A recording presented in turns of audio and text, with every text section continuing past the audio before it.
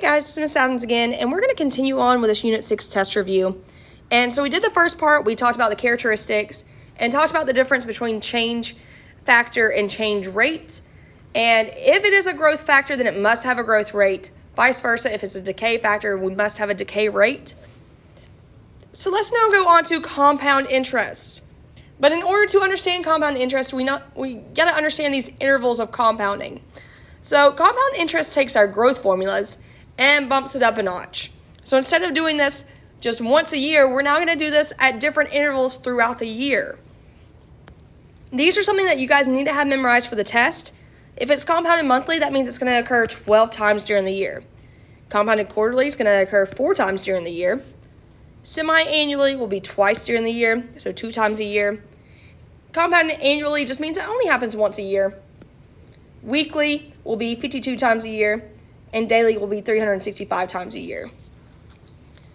Let's jump back now to the growth formula, and we're going to be looking at the difference between our growth factor and our growth rate. So number 5 says, given the growth formula below for the function of Georgia, for the population of Georgia starting in the year 1990, what would be the growth rate of this exponential function? So before we can find the growth rate, we need to identify our change factor. So our change factor is whatever's in the parentheses. I've got 1.0235. And in order to find the growth rate, I need to find the difference between my factor and 1, because I know I've got to start somewhere. That's where that 1 comes into play. But I know this is a growth rate or a growth factor because this is a larger number than 1. So I'm going to take this value, 1.0235, and I'm going to subtract the value of 1 from this. And that will give me 0.0235. And I could write that as my growth rate. But normally when I'm writing these problems, I see a growth rate presented as a percent. So in order to convert that to a percent, I can multiply by 100 or move my decimal place to the right 2 times. And that would give us the equivalence of 2.35% as a growth rate for this function. Let's use the same idea for problem 6 and 7. So it says Tyler just bought a new car for $22,000. His car loses value each year at a rate of 15%. The decay function for this scenario is V of t is equal to 22,000 multiplied by 0.54 to the t power. We want to explain what V of 2 equals $6,415.20 means in terms of context in one complete sentence. Well, guys, I know that my t stands for the years, and I know that V of t stands for the value of the car. So the car initially started at a value of $22,000. What that t stands for is that after 2 years, so after this value of 2 years,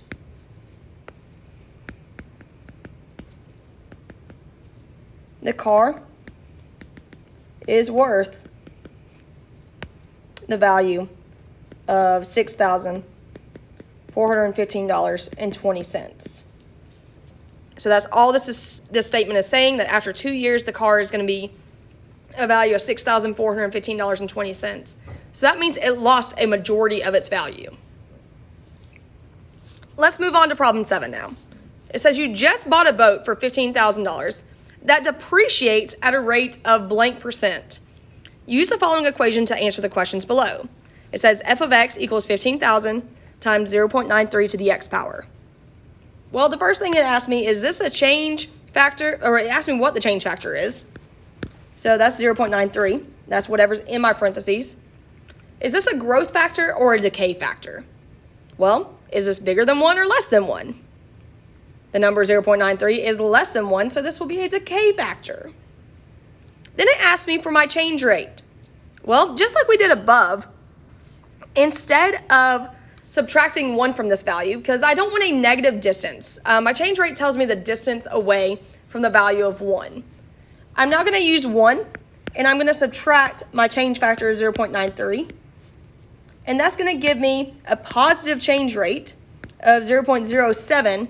But because it was a decay factor, this also means it has a decay rate of 0.07.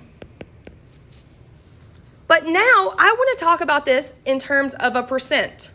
So to convert 0.07 to a percent, I'm going to have to multiply that value by 100, and that's going to give me 7%. So in terms of context, the new boat is going to decrease by 7% each year. So if you're reading this problem, it's going to be you just bought a boat for $15,000 that depreciates at a rate of 7% each year. All right, guys, we'll continue on to the rest of the word problems in the next video.